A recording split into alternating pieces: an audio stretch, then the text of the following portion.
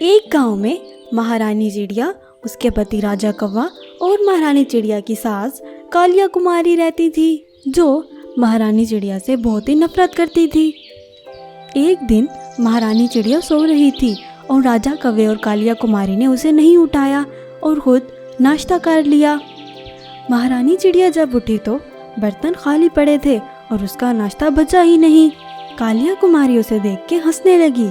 एक दिन राजा कौवा बहुत ज़्यादा बीमार हो गया था और काम पर भी नहीं जा सकता था और उनके घर में खाने का भी कुछ नहीं था। जमा पूंजी सब खत्म हो गई थी। एक दिन रानी चिड़िया ने अपनी सास कालिया कुमारी से बोला, मेरे पास कुछ सामान है, अगर आप कहें तो मैं अपने गांव की सहेलियों को बेच आऊं। कालिया कुमारी बोली, हाँ जाओ बेच आओ, वैसे तो कोई फ़ायदा नहीं देती, अब जाके कुछ बेच आओ और 2-4 पैसे ही दे दो हमें, ताकि हम घर का कोई सामान ही ले लें।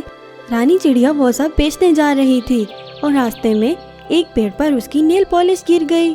वो पेड़ बोला, अरे बिटिया क्यों परेशान होके जा रही हो, इधर आओ, तुम्हारी नेल पॉलिश मुझ पर गिर गई है।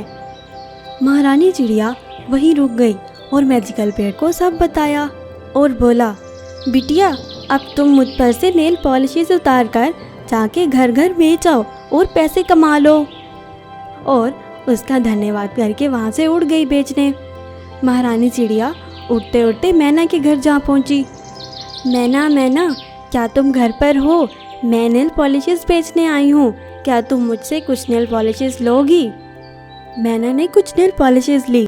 फिर रानी चिड़िया नीली परी के घर गई। नीली परी वहीं बाहर बैठी हुई थी। नीली परी को रानी चिड़िया ने नेल पॉलिशेस दिखाई और फिर नीली परी ने भी ले ली। महारानी चिड़िया वापसी पर घर के खाने पीने का सामान भी टीनू चाचा की दुकान से ले आई। अब महारानी चिड़िया काफ़ी खुश थी और घर आ गई। महारानी चिड़िया ने घर आके सबको बताया और वो सब बहुत खुश हुए। राजा कवि की तबीयत ठीक होने पर वो भी महारानी चिड़िया के साथ मैजिकल पेड़ से नेल पॉलिशेस उतार के दोनों गांव-गांव बेचने जाते और खुश होके वापस आते। अब महारानी चिड़िया की सास कालिया कुमारी भी उससे खुश थी और प्यार करती थी।